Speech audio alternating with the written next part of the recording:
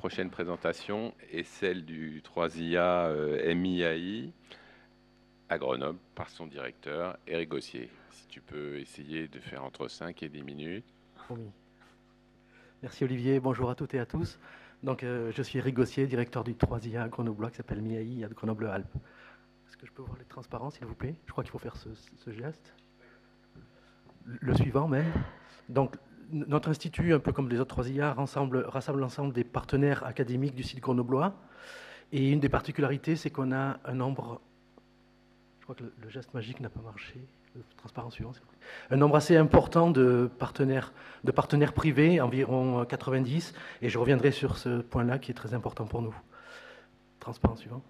C'est juste un slide qui n'est pas forcément très intéressant sur la gouvernance que nous avons. Je crois que le point que je voudrais faire ici, c'est que si vous regardez les bureaux qui sont à votre gauche, on a 3 bureaux principaux qui sont les bureaux scientifiques, bureau éducation et le bureau innovation. Et ce sont vraiment les 3 piliers de notre institut. Ce sont des bureaux qui se réunissent une fois par mois et qui comprennent environ une quinzaine de membres permanents. Et j'en viens du coup un peu au motto de notre institut. Ce qu'on a essayé de développer, c'est vraiment un institut qui soit un lieu où les partenaires privés et académiques peuvent se rencontrer pour développer l'humain, pour les humains et l'environnement. Alors ça veut dire qu'on s'est organisé en gros sur une première thématique qui est au cœur de MIAI, un petit peu au cœur de l'IA, et qui rassemble des thématiques assez standards de l'intelligence artificielle. Je pense ici à la perception, au raisonnement, l'apprentissage au raisonnement, à la perception, interaction, mais aussi aux architectures matérielles et embarquées. Je pense que c'est un point assez important de notre institut, différenciant. Et puis je pense aussi aux travaux de collègues philosophes, sociologues, juristes, qui ont l'intelligence artificielle comme objet d'étude et qui apportent un regard un peu nouveau là-dessus. Et puis ensuite, on a trois grands thèmes, domaines d'application autour de la santé, de l'environnement et de l'énergie et de l'industrie 4.0. Passer au transparent suivant. Voilà. Alors ici, vous avez un petit peu une idée des chaires qui sont associées à ces différents thèmes, et ce qui vous donne un petit peu aussi un reflet de l'importance de chacune de ces thématiques au sein de notre institut. Vous voyez que la partie au cœur de MIAI rassemble à peu près les 2/3 des chaires. Nous avons environ une trentaine de chaires, rassemble à peu près les 2/3 des chaires de notre institut. Sur le côté applicatif, la santé est un peu plus importante que les aspects environnement et énergie. Et le thème qui est le moins développé actuel, c'est un thème autour de l'industrie 4.0. Ce qui n'est pas forcément étonnant, c'est un thème un peu particulier, c'est un thème qu'on pouvait choisir dans le cadre de l'appel à manifestation d'intérêt lancé par le gouvernement, mais forcément en partenariat avec des acteurs allemands.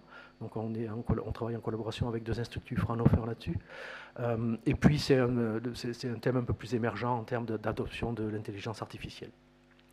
Alors, ici, on a mentionné les chaires, mais les chaires ne sont pas le seul outil que nous utilisons pour développer nos recherches et nos développements en intelligence artificielle, et je reviendrai un petit peu là-dessus dans les transparents à venir.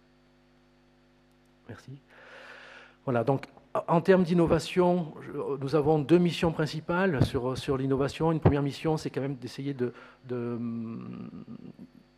disséminer puis d'informer l'ensemble des acteurs sur ce qui se passe en IA et sur tous les mécanismes susceptibles d'aider à l'innovation, au transfert de technologies en IA. Et puis ensuite, une mission qui est plus d'identifier les actions qui peuvent conduire à des transferts de technologies, voire la création de start-up au sein de notre continu, et puis d'inciter les gens à poursuivre ces actions-là.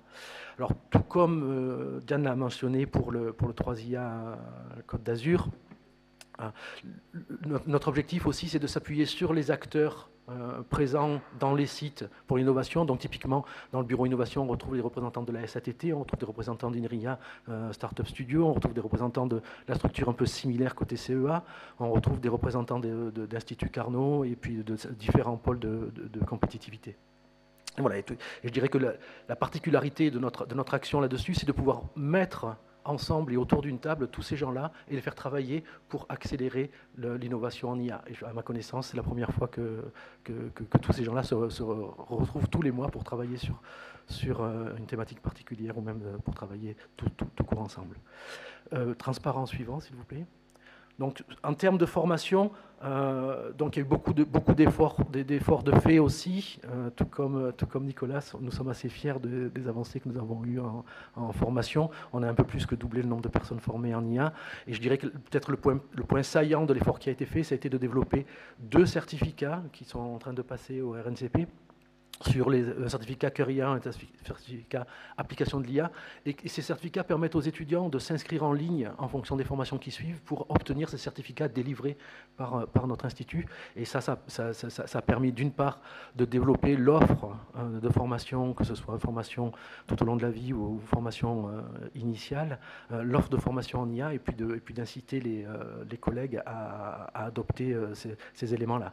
Il y aura environ une vingtaine de responsables du FR et d'écoles d'ingénieurs qui sont associés au bureau innovation, au bureau formation sur ces aspects-là. Transparent suivant. Alors, excusez-moi, juste avant le transparent suivant, qui est un peu un transparent récapitulatif. Non, restez sur celui-là, s'il vous plaît, merci. Je voulais juste ajouter un point sur les aspects formation, et donc c'est un point que a beaucoup mentionné Diane, mais il y a eu un effort assez conséquent de la part des 4 3IA pour développer l'école française de l'intelligence artificielle. Et du coup, notre action s'inscrit maintenant dans la lignée de cette école française, et bien sûr, on espère bien pouvoir élargir cette école française aux autres instituts d'intelligence artificielle, et puis même au-delà, aux autres universités. Alors, je voudrais juste vous donner quelques éléments chiffrés sur notre institut. Donc, à l'heure actuelle, nous avons environ un peu moins de 90 partenaires privés avec 150 projets collaboratifs. On a créé 8 startups, il y en a 10 qui sont dans le pipeline à l'heure actuelle, 3 autres qui ont rejoint MIAI, qui n'étaient pas sur le site Grenoblois au départ. On a créé 2 laboratoires publics-privés, un avec Orange, un avec Constellium, avec Orange sur la santé, Constellium sur le développement de nouveaux alliages à partir de techniques de sciences des données et d'intelligence artificielle. Et puis il y a eu un centre d'IA créé par Atos récemment sur le site Grenoblois. Bon, en termes de formation, ce que je vous disais, c'est qu'on a plus que doublé le nombre de personnes formées. En termes de recherche et développement, je pense ce qu'on peut retenir, c'est qu'il y a à peu près 200 membres permanents académiques dans notre institut, 145 étudiants qui ont été embauchés, que ce soit sur le budget ANR ou sur des budgets privés, 40 chercheurs postdoctoraux, 14 ingénieurs. Et puis nous avons un certain nombre de projets en dehors des chaires dont je vous ai parlé, donc une partie des projets collaboratifs avec un partenaire industriel, des projets exploratoires et puis des projets pour la promotion de l'IA. Voilà, puis un certain nombre de distinctions académiques assez standards, je dirais, pour notre environnement. Transparent suivant. J'arrive au bout, Olivier, je vais bientôt conclure. Donc simplement pour dire que les aspects animation sont extrêmement importants, bien sûr. Je pense que c'est un peu le nerf de la guerre aussi, pour faire vivre ces instituts, c'est d'arriver à faire que cette communauté qu'on essaye de créer à travers un financement de certains projets puisse aussi échanger de façon large. Donc on fait beaucoup d'animation là-dessus. Voilà, et puis je vous invite à suivre un peu toutes ces actions et puis l'actualité de notre institut sur ces différents canaux. Voilà, je vous remercie pour votre attention. Merci beaucoup.